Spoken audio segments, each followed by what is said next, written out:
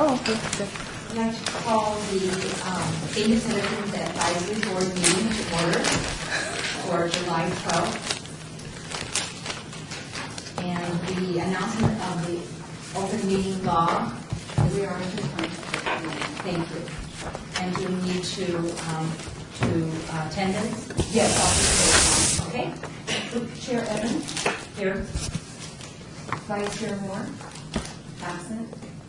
Yes. Member Heiss, Here. Member Goldstein, Here. Member Brown, Here. Member Drury, Absent.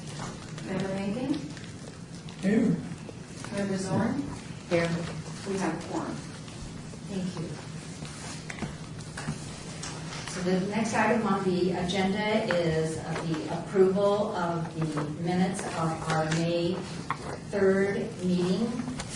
If everyone has read those, do you want to hear a motion? Oh, excuse me, we need to do item 3, the public comment. Sorry. Missed it. Public comment during this portion of the agenda must be limited to matters on the agenda for action. If you wish to be heard, give your name to the record, the amount of discussion, as well as the amount of time any single speaker is allowed may be limited. Okay, so then I can move forward to the minutes of our May 3rd meeting.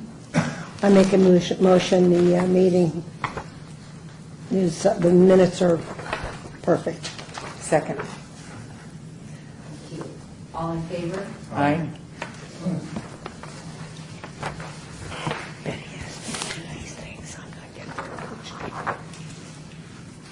I'd like to present Hannah, is it? Rana Goodman from the Senior Citizens Advisory Board. And yes, Chair, could you please read the item? okay. Presentation by Rana Goodman, City of Henderson Senior Citizens Advisory Commission regarding senior advocates issues from all wards. So I'd like to invite you. Thank you for coming. Thank you for having me. I know as a commission that you can't act on anything I'm going to say today, just like my commission in Henderson can't act. But we were advised by our legal advisors that as individuals we certainly can. So I'm hoping that when you hear what I have to say, as individuals, you will decide to do something as seniors about what I have to say. We seniors, for the most part, have become a disposable generation. When we have family and we have friends to help us take care of ourselves in situations, we are not disposable, obviously, because we have someone looking out for us. But I began to realize once I began serving as a commissioner on the Senior Citizens Advisory Commission that many seniors who are alone are, in fact, disposable. My eyes were opened to this very recently by a friend who belongs to a club that my friend Rivka and I belong to, when all of a sudden we realized that he hadn't been coming to meetings. And after about a month, somebody noticed that he wasn't there, and we said, "Where's he been?" And we asked somebody to go by his home and check on him and see just where he was. Found out that he had been hurt in the fall, and his insurance had sent him to UMC. And once he felt well enough to go home, he asked one of the orderlies, "How do I get out of here? How do I get to go home?"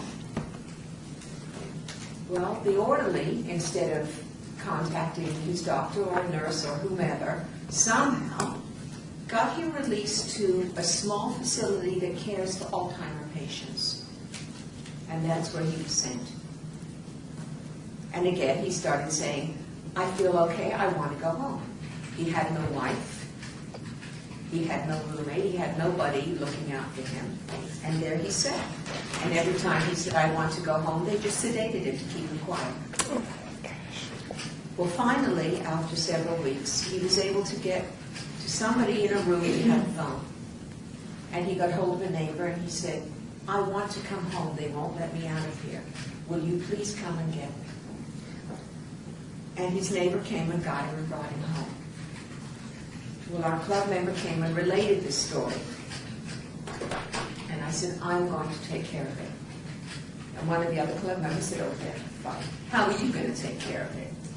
Well, at our Senior Citizens Advisory Commission, a lady had come and spoken to us. She is an ombudsman for the Office of the Aging, and I'm going to give each one of you her information. I didn't know this office even existed. She came and she told us that any time somebody is in the hospital, in a care facility of any kind, and has no one to speak for them, she will go there and she will do it. She will make sure that they are being taken care of properly. She will make sure the home is being run properly or the hospital is being staffed correctly. And she will make sure that person is not alone. And they will take care of making sure that person is being taken care of as they should. Well, I called Teresa Strickland. And within minutes, she had assigned somebody to call him at his home to check on that facility that he had been in. And she said, you do understand now that you've given me this man's name and number, and you've given me the name of his home, I can't let you know what happens. I said, I really don't care. You take care of him. That's all I ask. And if you could put them out of business, I would be very happy. But you take care of him. And she's done that. The idea that anybody our age or older is disposable sickens me. Now, I'm very fortunate. I have 2 daughters living here. I have grandchildren living here. And I pay up the kazoo for insurance for long-term health care. But there's a lot of us that can't afford that. And there's a lot of us that don't have families here. And that frightens me. Dave goes all the time to our senior facility down on the Racetrack Road, and we have hundreds of people going there every day. And I look at those people, and a lot of them are widows. And they come there every day because they have nowhere else to go. And they don't have anybody looking out for them. And what I'm asking of you is, if you have friends, if you have neighbors that are alone, advocate for them. Talk to your friends and ask them, advocate for your neighbors. Because many times they have no one. Now, we've had a gentleman from the police department came to speak to us. They were trying to start a type of a good neighbor program where people could sign in to be contacted by this group, and it's like a rolling stone where if you sign up, you have to call in every day or every other day and say, I'm all right. That's all. Just so that someone knows you're okay. And we tried to start it in our community, and they just never could seem to get it off the ground. Well, our security patrol could never get it off the ground because our association was always afraid of liability issues. Well, one day, our security patrol had a report that somebody's neighbor wasn't answering her door. They hadn't seen her around in a while. So they did a loop around her property, found her in the backyard. She had died. And no one knew. You know, so we have to advocate for each other because we're not disposable. And people need to know that. I had asked this last legislative session, I lobby every time there is a session. I lobby for seniors. I lobby for homeowners as an unpaid lobbyist. And this very last session, I tried my damnedest to get in touch with Senator Leslie and Senator, I don't remember the other one's name. They were, Parks, it was Parks and Leslie. They were trying to put through a bill to stop bullying, but the bill only addressed children. So I tried to get hold of them, and I asked that they change one word in that bill, because every time the language came up, it referred to children. So I asked that they take the word children or child and change it to persons. Because if you change the word to persons, the bill covered everybody. It covered us, it covered children, everyone. They would never answer my email. They would never answer my phone calls. So I went to Carson City. And I went again to the Sawyer building, and I spoke on the bill every time it came up.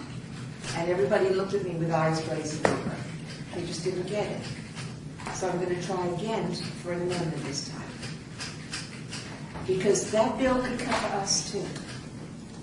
And you could help with that too. And that's all I have to say. We need advocates. We need them to know we're not disposable. And I need your help. Ms. Maria?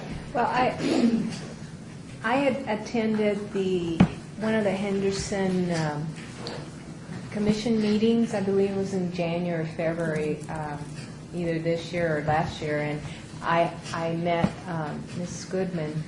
And one of the things that she was advocating at the time was going to NV Energy and actually watching out for the rate hikes, et cetera. And I don't know if you still have, if you've been doing that and have some information about what could possibly, what our team could do also individually. We did go up every single time NV Energy had a meeting. We had quite a large group of people going up there speaking against it, and it fell on deaf ears. We gave them all kinds of information why it wouldn't work. Art spoke, the head guy, Art spoke beautifully on all the reasons it would harm senior citizens. Didn't do anything. In fact, they're going back for another rate hike, and they will probably get it. And I don't know what else we can do. The room was filled with almost 200 people at several meetings I went to. There wasn't one person speaking in favor of it. And it fell on deaf ears. We've written to the governor. And I don't know what we can do to stop it. They just won't hear us. Between Nevada Energy and the Southern Nevada Water Authority, they're killing us. Mm-hmm. They're killing us. And I don't know what we can do about it. I really don't. My daughter's water bill this month was almost $300. Oh, my gosh. She's living in the city of Las Vegas instead of in Henderson. So she said, all she's going to do is just let her grass die. There's nothing she can do. She can't water it. She can't afford to tear it up. And it seems like no matter how many people you get to speak on the issue, they don't want to hear it. Madam Chair. Maria, do you think that possibly if we got who were appointed by the representatives involved in some sort of dialogue with this, do you think that would help, or what are your thoughts on that? As advisor member, advisory committee, your role is to inform the council members about issues that would affect seniors. So as a discussion, yes, it might be a good way to address what's happening in the community and talk to each one of them to see what their thoughts are and if they have any ability to have any impact on that. Yes, Paul. Okay, I know Nevada Energy once a year, like you can go down, I think it's Cashman Center downtown, they have a rebate program. You have to be in a certain income level, and they usually pick up your bill for the whole month. But your income level has to be So it has to be a certain low. level, and then they check your banking statements and all that. I mean, it's a massive crowd down there. You're talking about, I don't know if you ever run on Saturday from like 7 or 8 in the morning to in the afternoon. They take care of everybody, they're very nice, and they take care of their bill for the month. Usually your July bill is about the highest of the month, and they do take care of it. And then, there are rebate programs with the water district too, and then the gas company. I can say, talk to your representative, they're going to tell you the same thing. There are rebate programs, if you fit into the criteria, they're going to give you a break on it. Is the paperwork extensive? No. You basically, I don't know what saying is. You call Nevada Energy. It usually comes up around now in the next week or so. You go down to Cashman Center, usually a Saturday. You're going to have to spend the better part of the day down there, and they give you a number, and they move you through pretty quickly. And usually, if you qualify, they'll pick up your bill, and it could be $100, $150, $200, but they'll take care of the bill. Yes, I'd like to add. Do I have a right to ask a question? Is there a certain place that I can ask the Yes, you need to tell us who you are and Is this the time? this is your fine. Oh, okay. I'm Rivka Wolf, and I live in the same place that Rhonda does. And my question is, listening to everybody, is there any way that there could be some kind of publicity, some kind of, I don't know how to go about it, but maybe, I don't know, if the RJ would do it, some kind of publicity as to what is happening with the rates, with the hike, with everything, and how it's affecting senior citizens. You know, because these officials who are not returning, I mean, I would go something with election to hit them where it hurts. But if they're not responding, it would be a good idea also to say that they did not respond. So something that's going to hurt them, these are elected officials. No, They're appointed. Well, who appoints them? The governor. Okay, the governor. So if something goes on, well, you might say start a little trouble, it doesn't hurt, and it does work, you know, very often. So maybe something like that, somebody could come up with an idea, just to plant the seed. But I'm going to go back to your first comment about being an advocate. I personally think that is extremely important that we all be advocates, not only for ourselves, but for our neighbors and friends. And that's a really important key to making sure that everyone in our community is safe. And I don't mean just seniors. So I think that's really important. Pat? I live in a building of 260 senior citizens.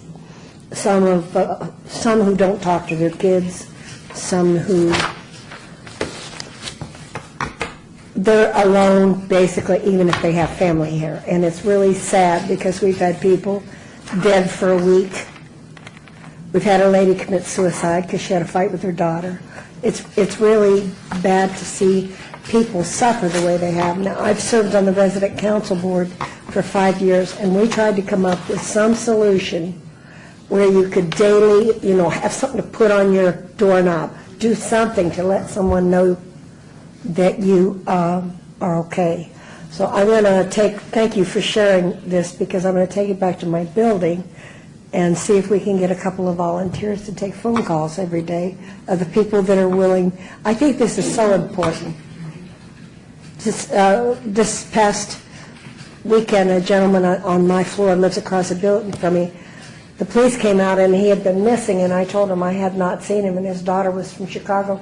He passed out in his doctor's office and he was in the hospital, and nobody contacted his daughter. She did not know. And the gentleman in our building that's supposed to be taking care of that situation was too busy. And I think it was kind of heartless, so the daughter gave me her, you know, it's all taken care of now, but it was a horrific. The police came with a locksmith, and they opened the apartment to see if he was in there. It was terrible. And his daughter, when she finally got there and found out, when she found out where he was, she was just beside. This is an example of something we need. We need in a building this large, and I'm sure you do too. So I'm going to bring this back. I'm not on the resident council board anymore, but I'm going to bring it back to our resident council the next meeting. I think it's very important that we check on each other. Thank you. I'm pretty sure Catholic Charities provides that service. It's a wellness program. You put your name down. I've never used it because I have my wife and I have a daughter lives in town. But I'm almost positive Catholic Charities provides that. It's a wellness check. They call you every day, and if you don't respond, and, you know, they go from there. So there are services out there that do that. You know, but if you really likes to do it, then, you know, you can't put it on to do it. But Yeah, we're in a community of 7,200 homes. yeah, but I mean, All seniors. Yeah, no, I understand that, but I mean, okay, almost positive Catholic Charities does that. I don't know if they can do it for 7,200, but, you know. But not every one of them is a single adult. Right.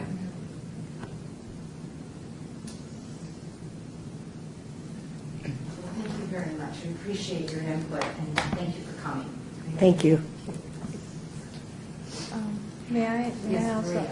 Is, maybe there could be some kind of linkage, some things that, as a group, we could figure out how to support each other, and I don't know exactly, I mean, maybe Mrs. Goodman could, there could be a dialogue between the boards or something, and figure out how we might connect on some level, and bring some of this information to our council people. The issue is that we have to collect data that could be presented in a very scientific way, so that they would understand, and then that way they would know, how many seniors. So maybe there might be. Were you working with anyone at all in the universities, or is anybody, because that might be. I don't know if I may ask Mr. Yost. Ed, do you have any idea? Because I know you've done a lot of things in your previous jobs. Ed Yost, Recreation Manager with the City of Las Vegas. There's probably one of the best linkages that could happen is to start having our group meet with the Henderson group. There's a lot of combinations, there's a lot of common problems that together we can do a lot more than we can individually. And so, that would probably be one recommendation I'd have. You're right, when you talk about issues, the data is key. In today's paper, there was a section on demographics for the state that was incredible. If you haven't seen it, go back and look at it. The increase in senior population in the state is tremendous. Yeah, I saw that this morning. And, we're getting more power, we're getting more votes. Seniors vote more than any other demographic group. And that we can use that to our advantage. I have a question. Does North Las Vegas also have the same type of boards as Henderson in the city? I'm not sure if they do or not. Okay.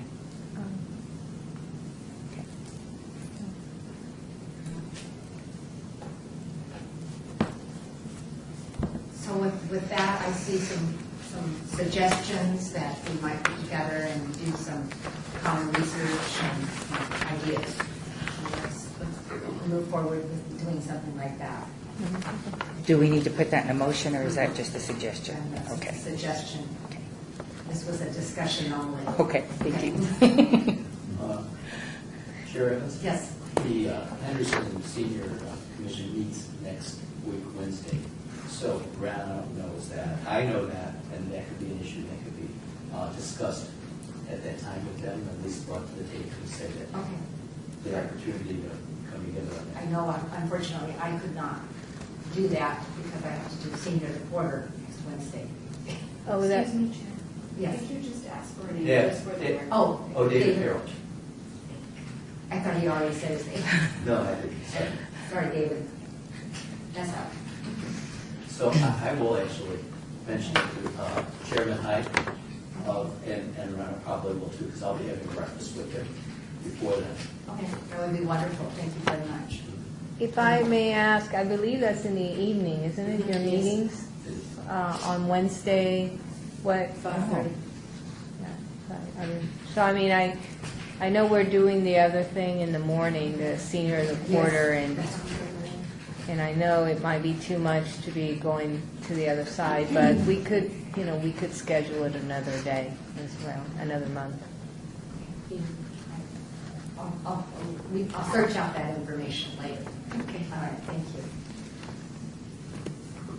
So I'd like to move on then to item 6, which is discussion for possible action to nominate and elect officers for 2012 and 13. It's time to elect our members for our chair and vice chair of our committee, and for one more year. It's a one-year term. So I'd like to have a nomination from the board. I'm Patty Brown. I would like to nominate the officers we've already got because they're so darn good. Betty Evans and Mickey Moore.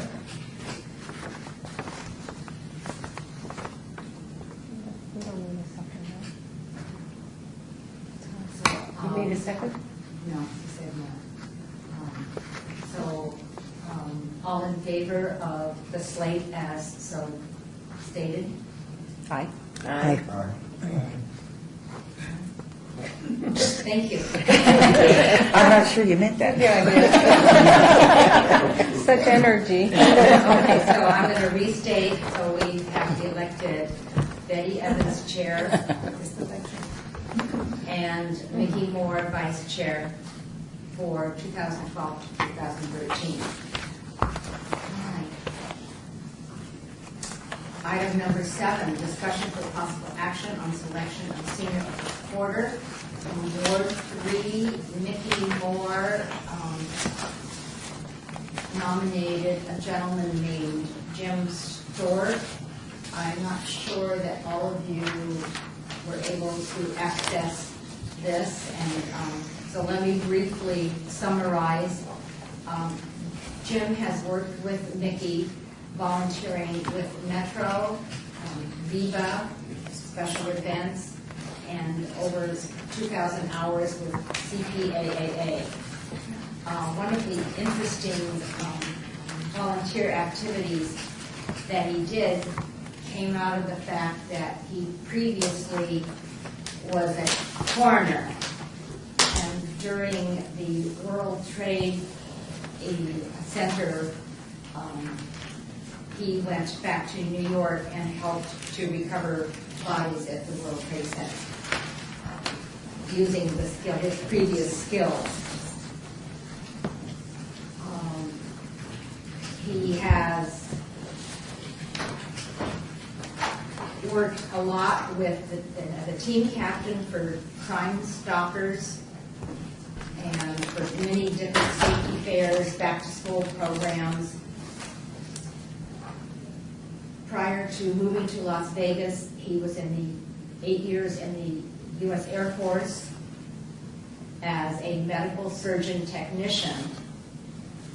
But Mickey, with his good sense of humor, he says, but that's not what you might have guessed.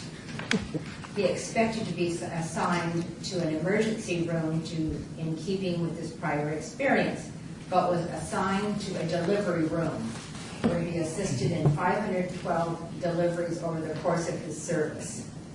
And it was even interesting to say that many times they were able to tell the children that the stork brought the babies.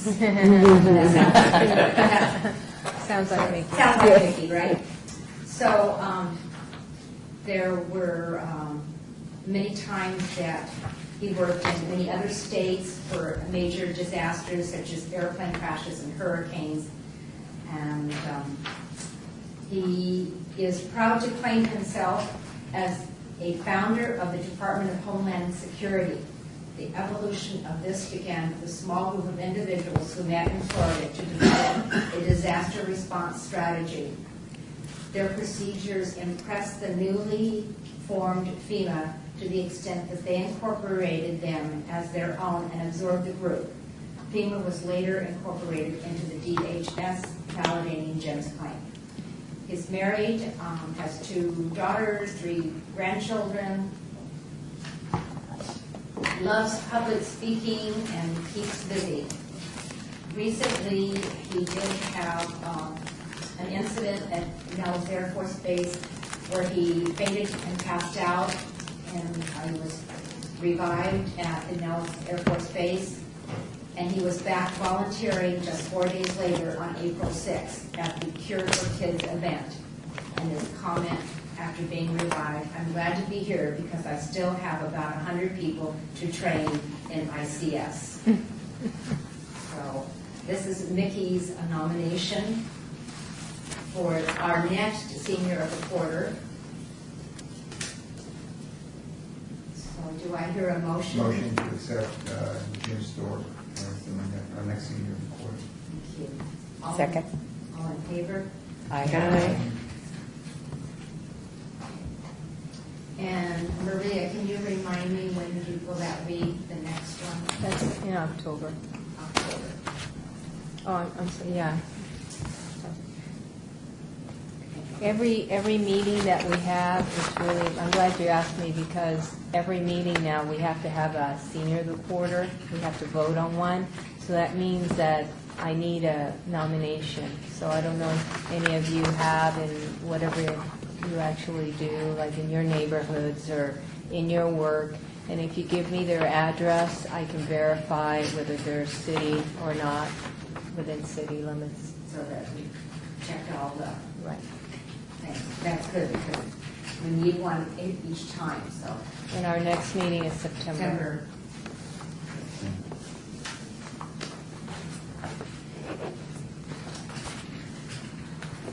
All right, item number 8, report regarding the Stella Fleming Resident Council, Ward 1. Maria, would that be you? Yes.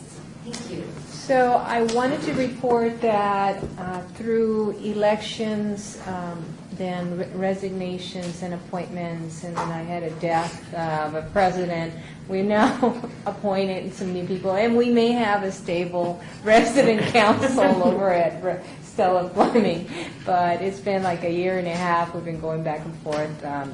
For those of you that didn't remember how we got started in this reporting process, Councilwoman had received calls from the tenants about their facility, and so in response to what was happening there, we decided that a resident council, having a formal resident council in place, would really help deal with many of the issues. And in that, and I think that was in 2010, and we started on this journey in that time, and I think we have finally reached a very, they seem to be stable right now. So we were able to register them with the Secretary of State.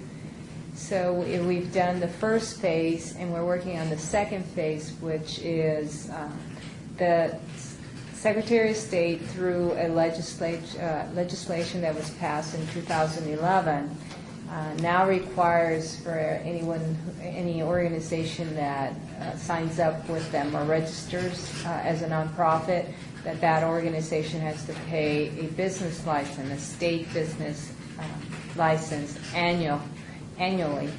So for the senior facility, paying $200 or $300 a year is way too much money.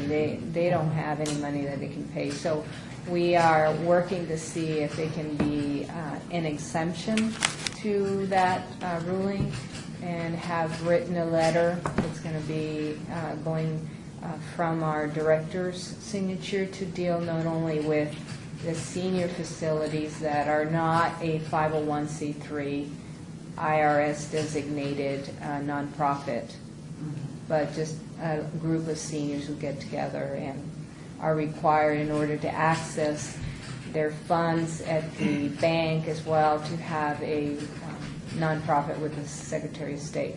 So right now we're asking for exemptions for that, and also for some of our neighborhoods. For example, Member Zorn lives in an area that that is a mature area, so you register with a nonprofit, as a nonprofit with the state, to be able to apply for grants at the City of Las Vegas.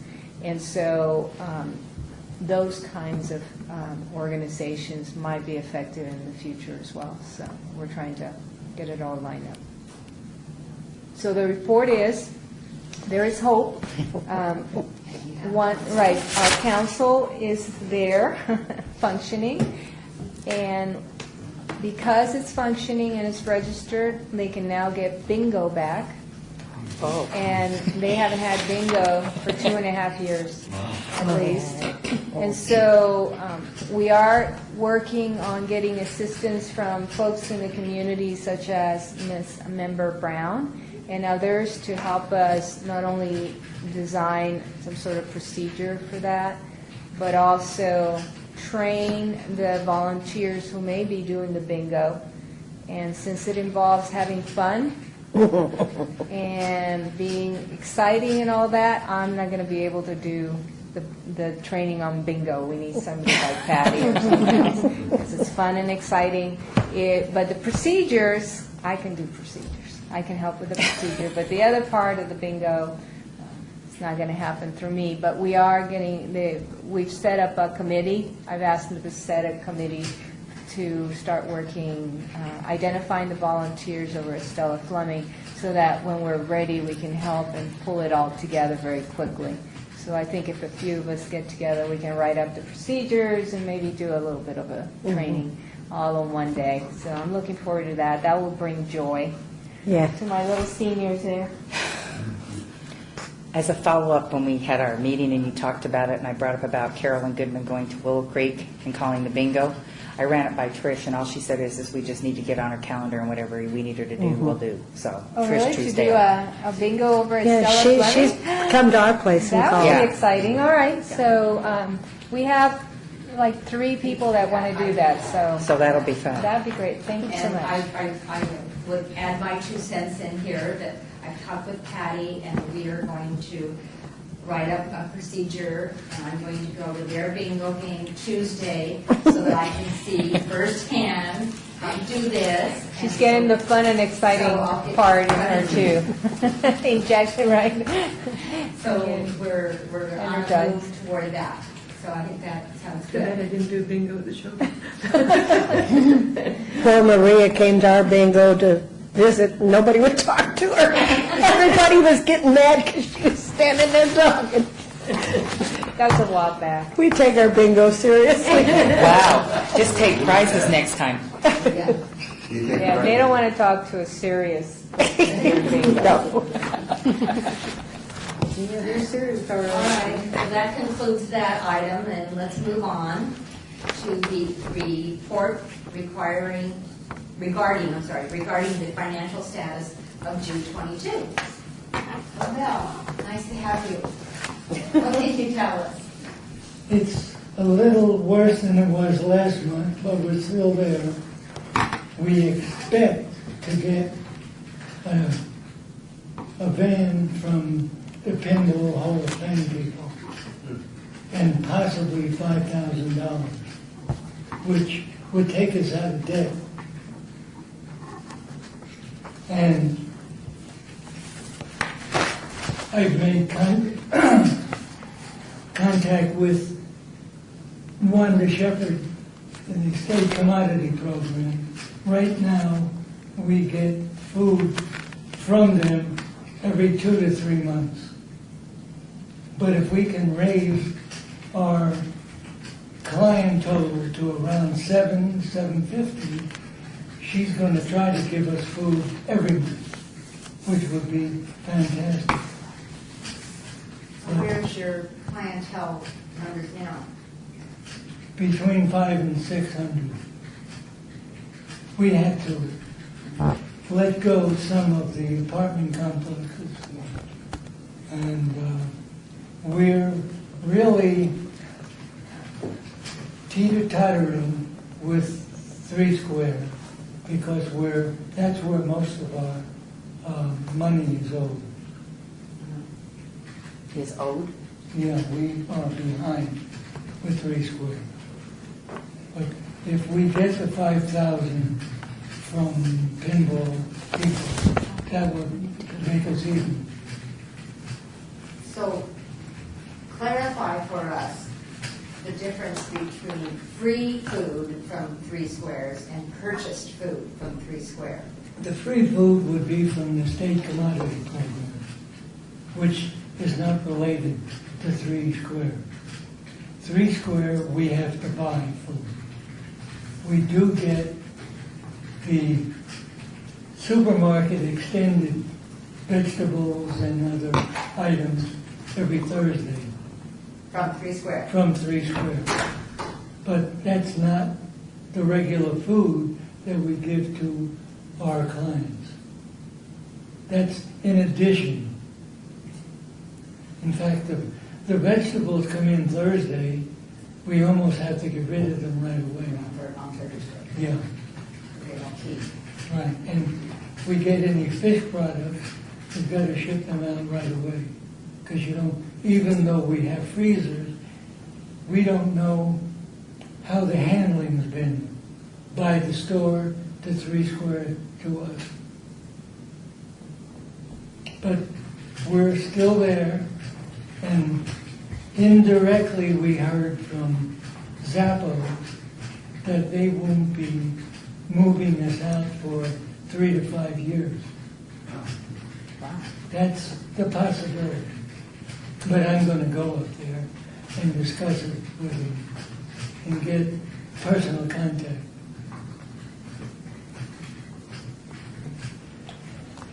I'm a little confused, so. Go ahead, Mary Ellen.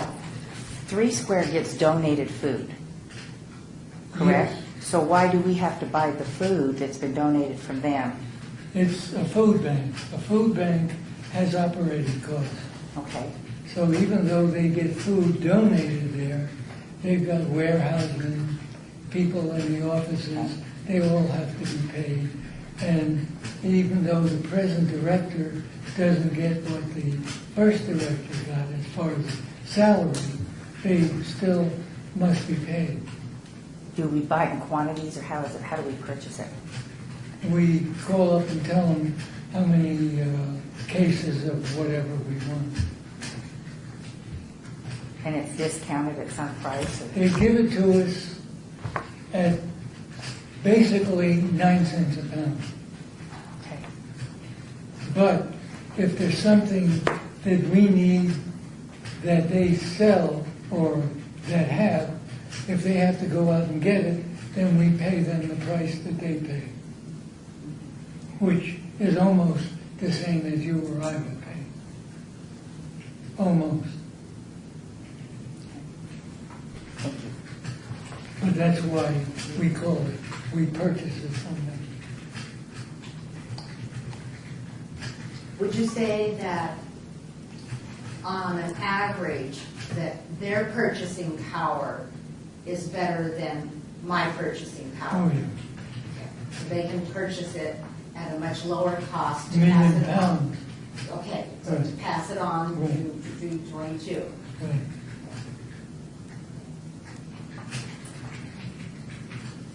Well, pinball guys sound like good guys. They are. They are doing things for other 501c3 organizations by letting them do car washes on their property. And we, if we're still around, we will be doing it again in September. We made about 300 some odd dollars for the first attempt.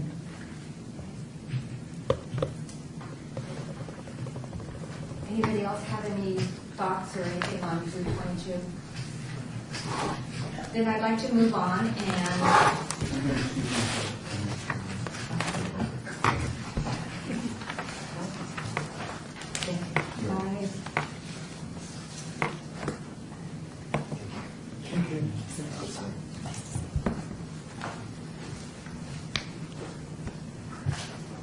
report by Heather Langford, Executive Director at Willow Creek Memory Care regarding home health care services being provided to seniors at that facility.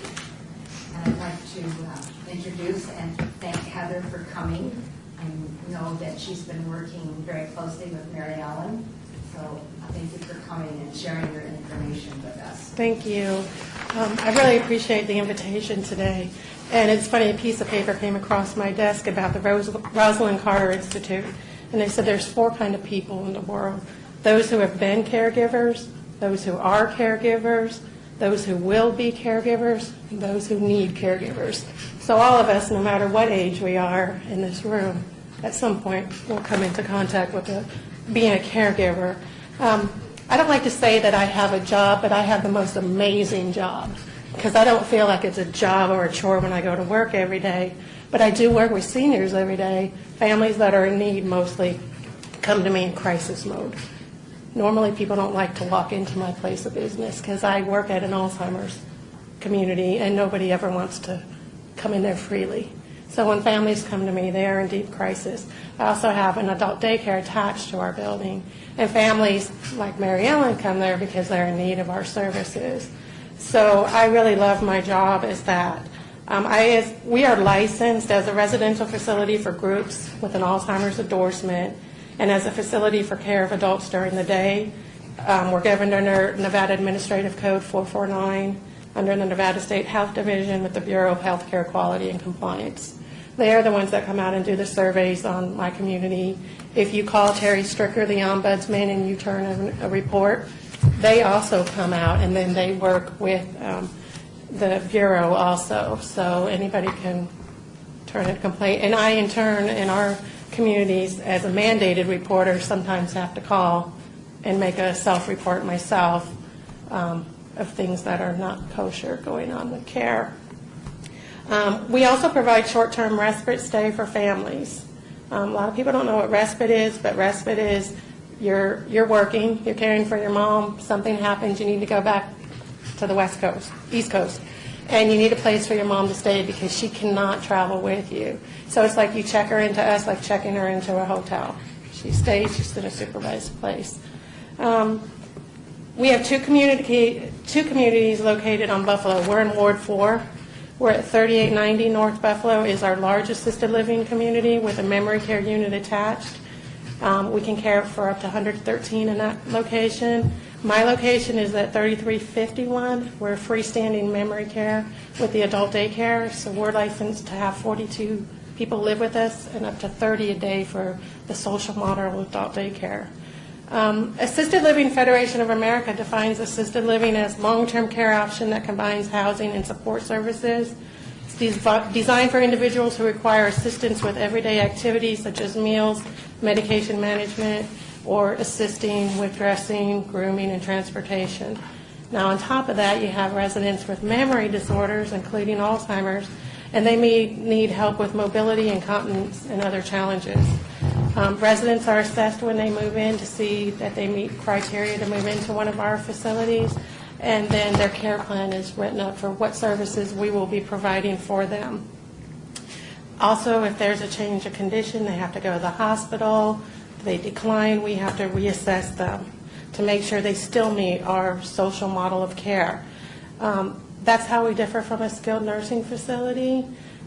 Ours is a social model, which means we do not have to have a nurse. And if we do have a nurse, she can do no more than you and I. She can put a Band-Aid on something.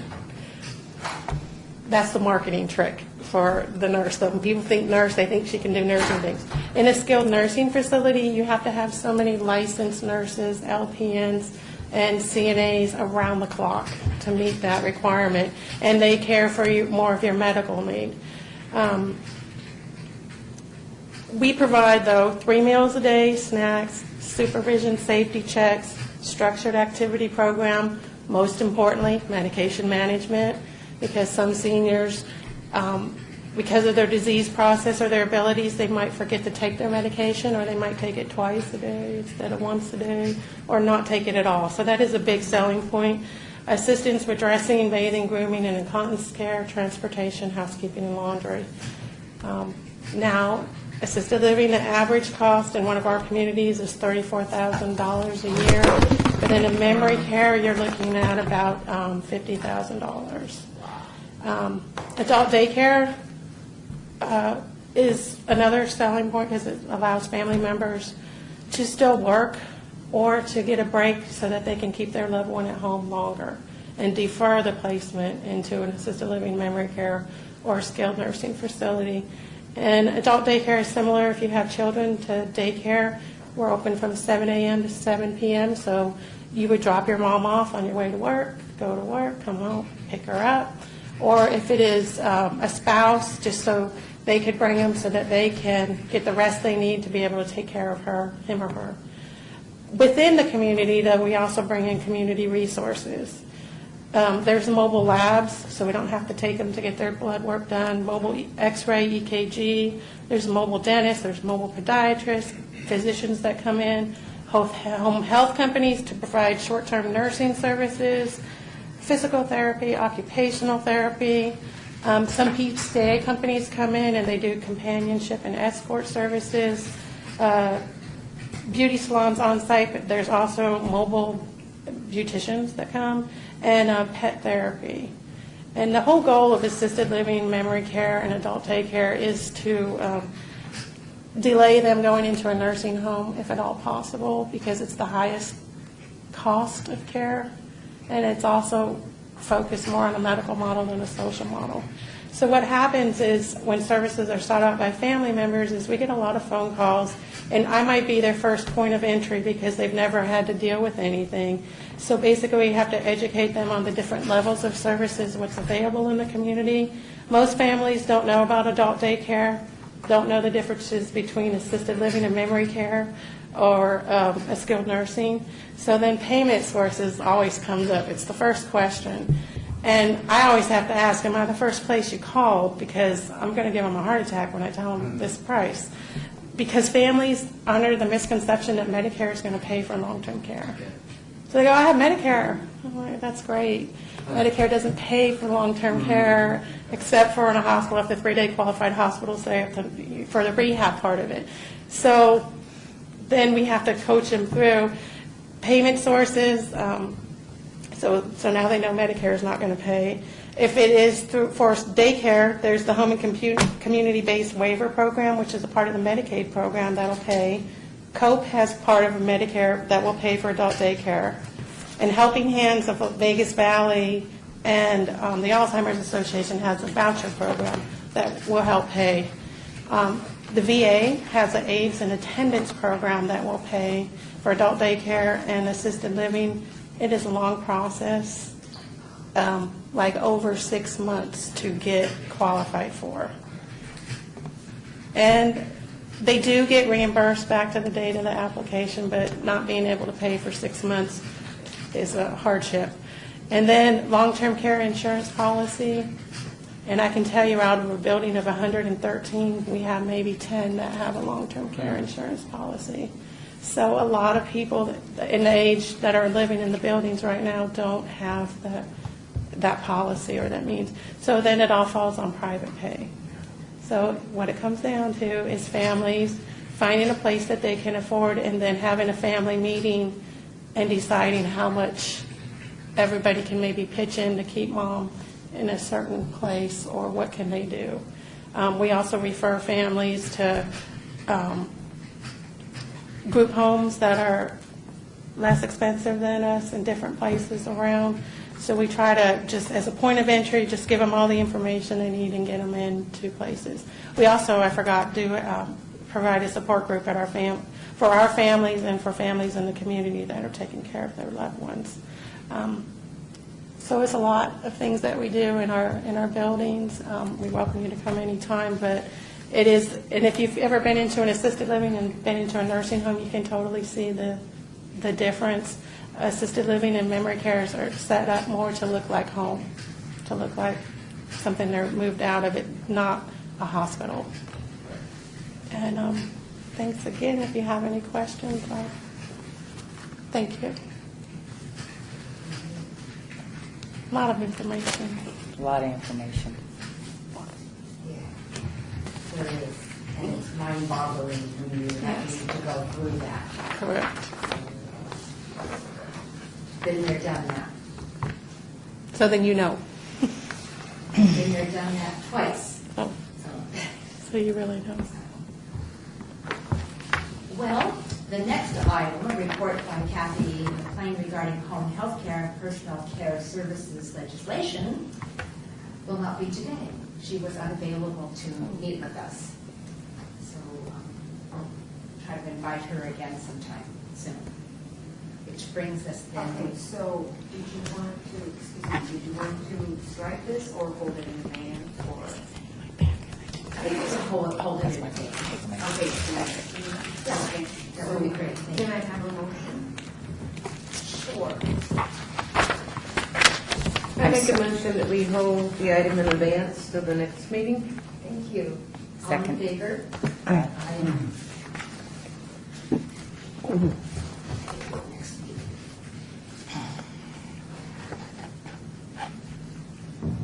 This brings us to our 12th item, discussion regarding issues for staffing proficiencies of companies providing personal care services.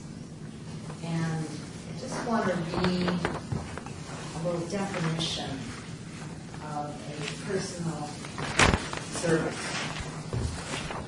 personal care service. Personal care is non-medical services that allow an individual to remain in his or her home in a safe, sanitary, and healthy condition. The services include help with elimination of body waste, bathing, grooming, laundry, housekeeping, meal preparation, shopping, etc.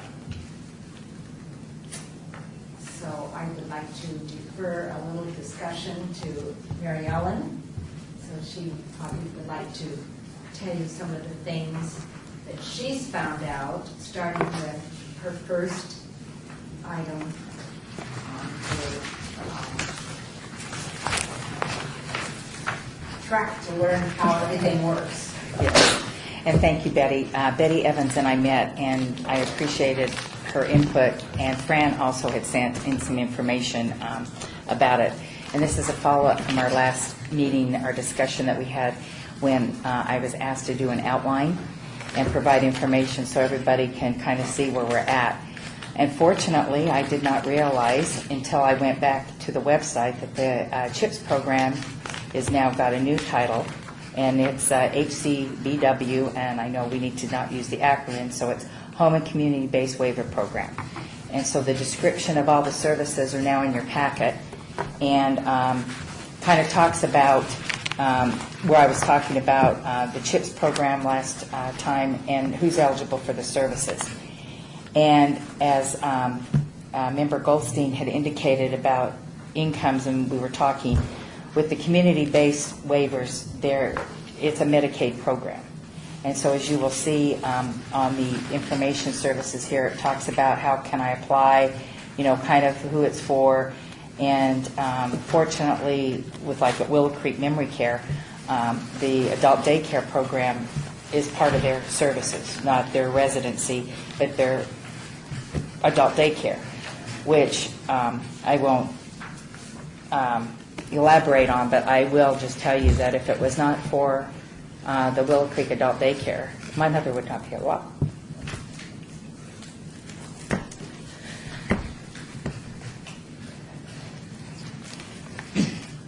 So that's why it's so important that Yes, we all thank learn you. this Yes. information. And to help your loved To ones. have it available for us when we do need it for our loved ones. Right, and the unfortunate thing is as the ladies that were here from earlier from Henderson were talking, we don't have always a mouthpiece. And Patty, when you told me about the person that was too busy that didn't check on somebody and caused all those, my heart just bled. So that's one of the reasons I brought all this information to the people on this board, because you're people that care, you have hearts, and you're good people, and you have a soul.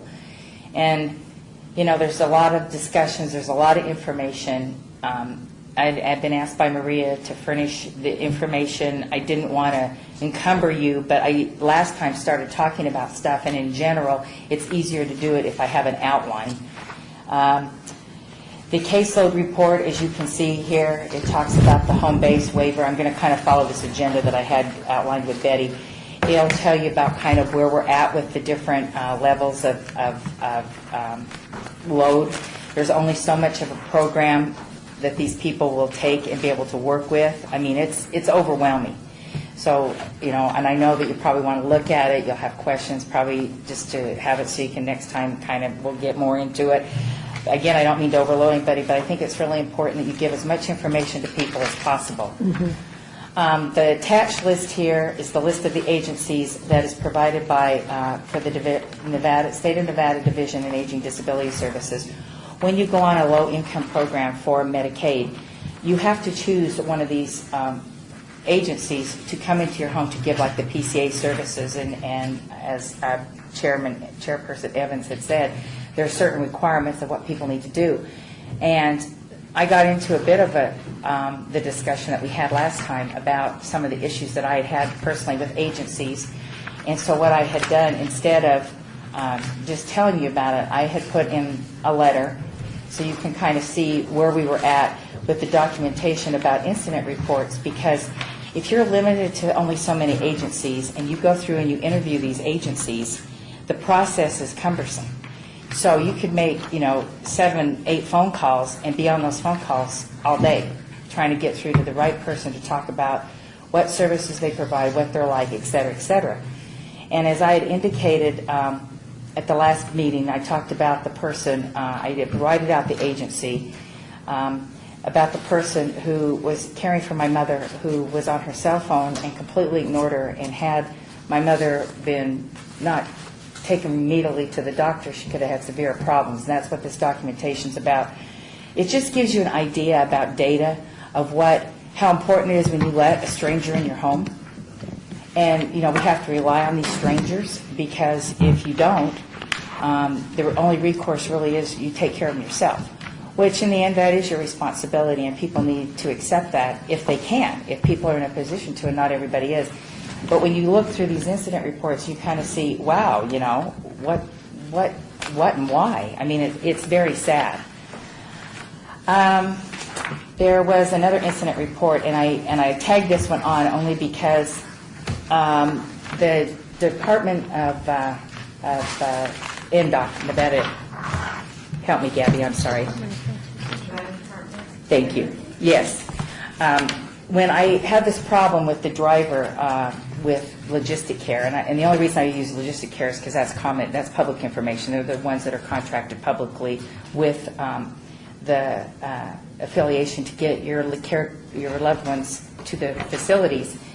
And this documentation, you can read it over, but when you see how a person is when they react when they come to get a loved one, and ends up causing traffic problems in your neighborhood, yelling out, "You big fat pig," all the verbiage that's in this has been documented. And when I filed this report with the officer, I think it's really sad that when you have to have a Metro policeman come to your home and he says that there's further explanations of statistics of elder abuse that are rising.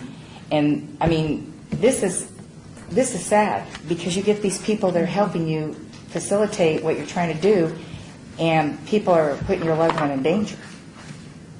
That's a very serious problem, and it's a big concern. And those are, again, people that we rely upon. And I'd like to defer to Betty. She can share with you a situation that happened with her, with someone that she had with this service. I think more importantly than my incident is that a lot of times the people providing this care don't have any licensing. The agency has the licensing. And so their demeanor with our loved one isn't always the best. And that's what I think we have to look out for, the best interest, whether it be my mother or it be my child. That's the responsibility of each and every one of us. But Mary Ellen is alluding to, she had an incident about her mother being picked up and so on. And conversely, I had a dear friend that was at a adult daycare and was transported there and back every day. And sometimes they would go to one son's home, and another time it would go to another son's home. Well, the driver didn't check, and he dropped the mother off at the wrong address. Now, if you're in memory care, or if I have a child, I'm going to make sure that child gets inside the door. Okay? I'm going to make sure that person is handed off to someone else. And they didn't do that. They just dropped her off at the curb. Now, this woman was out in Summerlin, and she was wandering along by herself. And a doctor from Summerlin Hospital saw her and picked her up, brought her back to the emergency room so that they could care for her while they found who she belonged to. Now, how do I know all this? I happened to be in that emergency room with my father at the time. And I saw her, and I said, "Margaret, what are you doing here?" And then they knew that I knew her, and we got so on. But that point here is the driver should have never dropped her off. It should have been a handoff at the front door. So that's the kind of thing that I think we're all very concerned about, is the treatment that is provided for these individuals? And how do we advocate for their care? That was our discussion, and we wanted to let you be aware. I know Patty told me something happened in her place one day, and so we all know that it's out there, and we just need to continue to be advocates, and maybe there is something that we can come up with that we can look at down the road. I'm not sure. I'm really not sure. I just know that I will, as Ms. Goodman said, she's going to go do something about it. And I would go do something about it. Mary Ellen went and did something about it. And that's one of the things we can do, is make sure that we take care of each individual case for the betterment of the whole. And Maria, just thank you. May I, so the question is the actual training of the driver or the personal care assistant, those are the issues that we're bringing, that the fact that there's lack of training, or not, or the fact that they hire somebody that may not have the empathy for your loved one. Very well put. Correct. Very That was, well put. yeah.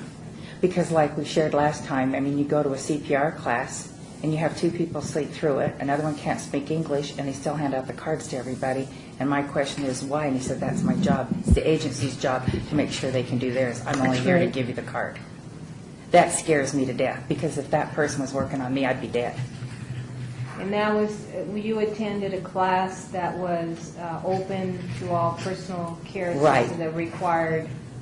For PCA required- training, correct. We are required as a PCA, even though we can't use CPR, which I still find very interesting, it is still required of a PCA to have that training. And, you know, and then you talk about the training with the drivers. I mean, these standing orders, Willow Creek puts out I mean, they're very clear about, you know, drivers. It says door-to-door service. So when a driver says to my mother, where's Willow Creek, where are you going? And as I put in my documentation here, had no clue, she can't answer that question, and she can't get there. So then when I call and I file a report with Logistic Care, their comment is we hire this out. These people work for us. Well, my concern is, because the state of Nevada has contracted with Logistic Care, they put that in your hand, but you're giving it to somebody else, but you're not responsible. That's a concern.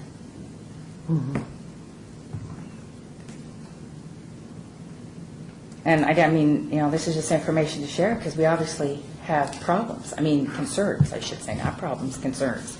And I don't know how, you know, best to address it, but they're out there. Yes, Maria. Chair, are we looking then to identify the linkages? In other words, do we know the agencies responsible for overseeing these, like the PCA training, who requires it, and then, in other words, do we have all that? We need to draw some kind of diagram to let us know where everything goes, and that's maybe part of the next step. And again, I don't mean to put you on the spot. If you have any ideas, because I know you've dealt with this, please add, Mr. Yeah, I definitely think we need to try to identify the linkages and what agencies are accountable, and do what we can to hold them accountable. So the ones that oversee, and maybe you. They're governed by the Bureau of Healthcare Quality and Compliance also. I don't know what Nevada Administrative Code that they're under. They have just been mandated within the past 5 years to even be licensed. Prior to that, PCA companies were not mandated to be licensed. So, and as far as the transportation problem, it's through the paratransit that I know the situation that you're talking of, where the lady came up to you in the emergency room because she was mine. I know that situation, and she was on the end of the paratransit also. The thing with paratransit is I just had another case where they dropped them off at my curb and nobody walked her in. So if I'm not given the opportunity to get my person in the door, they left. Where I'm located, another person found her out in the parking lot and then brought her into me. So they're not understanding the chain of custody with the type of people that they have on their buses. Our people that are coming to a memory care center, you would think, because it says memory care, you would think, but common sense is lacking in the drivers to understand they don't have a key, and if they have a key, that doesn't mean they should be left home alone. And a lot of times they will come in and try to pick that person up before the scheduled pickup time, which means the person's going to be dropped off at home before the family's home. So I fight with the transportation all the time. And there are lots of incidences like the one with Margaret and others. But if I may add, that's something where our council members are part of the RTC, and then we can have conversations. I believe they have a new RTC administrator, because did the other one leave, or is it still there? Yeah. So Mr. Snow left. So I know that this board in the past has dealt with issues of paratransit. There were different issues, but part of it was bringing it to the attention of council members who sat on the RTC board, and then we had a discussion about that. So we could possibly, you are mayor's appointee, Mary Ellen Hines, but you're also in Ward 2? Yes, Bob Beers. Bob Beers. All right, so maybe that could be another strategy where, but we have to have everything, all our information about the paratransit and possibly looking at the responsibilities. In other words, there's some either regulations or something that dictates the responsibility of paratransit, and so. Their policies and procedures. Policies, yeah. Policies and procedures, but it probably is dictated by some regulation, right? Yeah. All right. So anyway, it's not an area of expertise, but we have contact there. I have a contact. She's been there for ages. So she'll know where to direct me. Okay. So that could be one of the things that we do is to contact the RTC to find out about the paratransit and the driving, and what about the door-to-door responsibility, or what is it, and what makes it that way, and could it be modified, or what needs to happen to make any kind of change. That's a great idea. I guess my question is, who makes the reservation for the memory care person? Because that person is Family. The family has to make it. family And member. there's a rift between the definition of curb to curb and door to door. Right. So there's a curb Curb to curb, and then there's a door to door definition assigned to This is what she's talking about. the person. But the family has to make all the arrangements directly with what you do. So are we talking that we have to train the family to say door to door instead of curb to curb? We train them on our end, but it's how the driver gets that information, like on their log that they get, is it being printed on there? Because it says door to door on this one, and the driver said, I didn't get any of that information, and I don't work for them. I work for Executive Limo, and this is when they did it differently than the bus. But the bottom line is if they don't report directly to that person, they don't bother to read this, and their excuse is I don't need to read that. I don't work for them. Well, as they leave somebody on a curb. That's a great idea, Maria. Anthony Stravos, Councilman Stravos, That's for, is, oh, yeah. yes, and that's for the Willow Creek. They're in, Ward 4. yes, Ward 4. And I'm sure it happens at other places, obviously, at Summerlin Hospital or wherever. So, I mean, it's all over. Yes, correct. So let's summarize it. Ed, can you, I know that you might have written some things. Can you help me summarize so I can, if I don't summarize it properly, I mean, if I left out something, but there's multiple issues here. And so one of them is the actual, you can help me, okay? Like, so that we have it, so I know what I'm looking for. So one of the issues is the the proficiency of the PCAs, right? That's one thing, Correct. right? Perfect. And the fact that they're getting, like an example would be, they're getting a CPR certificate, training certificate, even if they're sleeping through the training. Or cannot perform the functions that they, Or, as directed by the instructor, correct. So cannot perform, but get it. Okay, so that's one thing that we've talked about. We have that issue. Then the second issue is the RTC paratransit. Policies and procedures. So we have the issue of how the reservation is made, right? Mhm.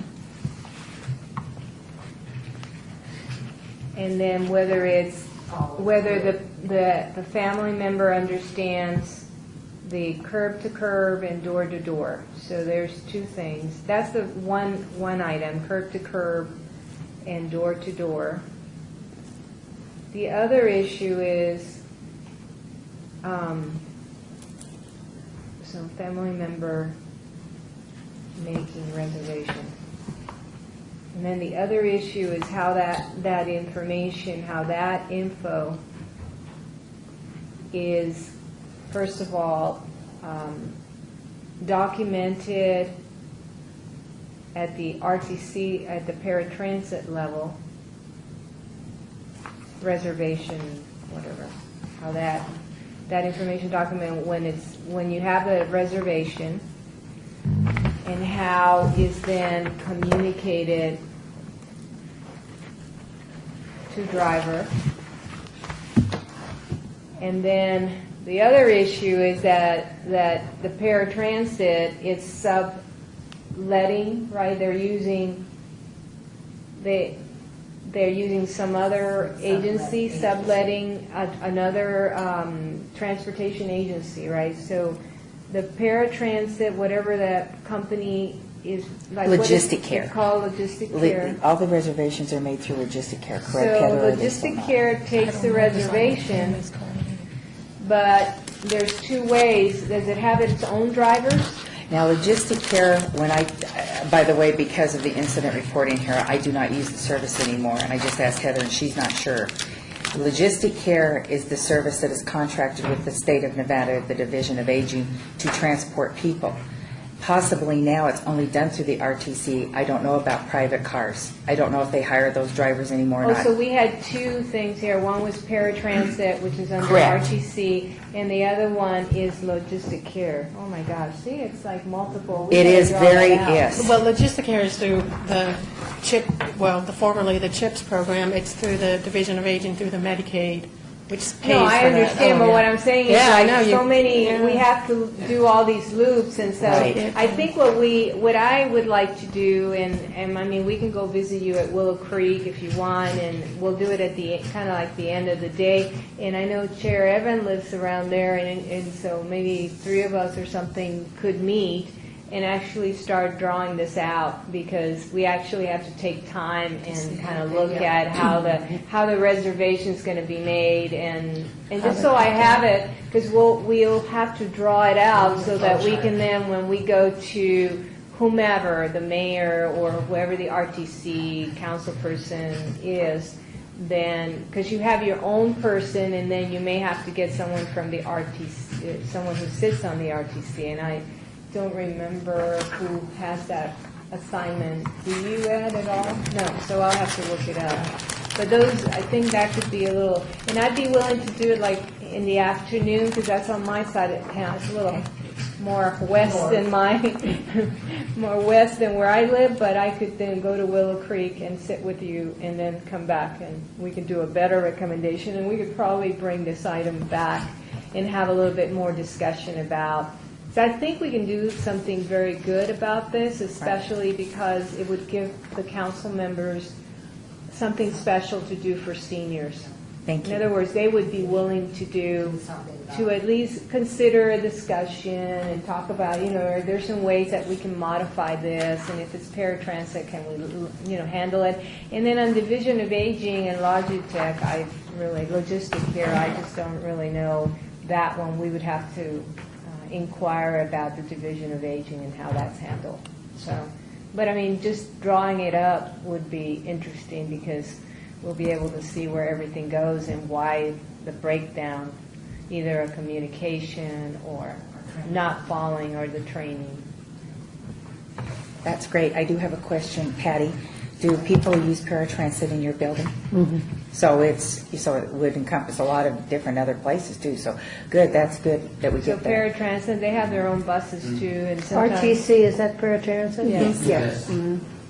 Okay, that's Yeah. great. Madam President? Years ago, when my husband was sick, he was an amputee, and I contacted them about getting approval to pick him up, to take him to doctor appointments, because he had some other issues with his legs. They wouldn't approve him because he could operate his wheelchair so good. He went up there and was electric wheelchair and did it so good, they said he can ride the bus. And my husband at that point in time had gotten on the bus. We've lived here since 1957. He would have gone downtown, say, he'd have been so lost he'd have never gotten home. And I didn't fight it. By then I had it. And I thought, just because he can operate a wheelchair so good, he can get on the bus and go anywhere in this town. And this town has grown considerably, as everybody knows. He would have been completely lost. But I just thought, my God, what kind of criteria is this to approve a person to have the bus pick him up to take to the doctor? Because it was physically, I dropped him at the car, getting him in to take him to the doctor. I had to call the paramedics to come lift him up and all that stuff. And if they would just pick him up and take him, it would have been just so great for me. This sounds selfish. It's been great for him too without falling. But they're kind of weird. I think. Oh, it's unbelievable in our building. They've okayed people that are out dancing 3 nights a week. And then they have somebody that can barely crawl across the floor, and they say, no, you're not eligible. You have to go to there and apply. And then they check your physical. I don't know who checks it, whoever the person is that's... It's a physical therapist. Okay. They have to check your what you can do and how you can do it. They have to assess you. And I'm telling you, it's a 3-ring circus. We have somebody waiting for paratransit. I've been waiting over an hour, I don't know where they are, and all of a sudden 3 buses come for one person.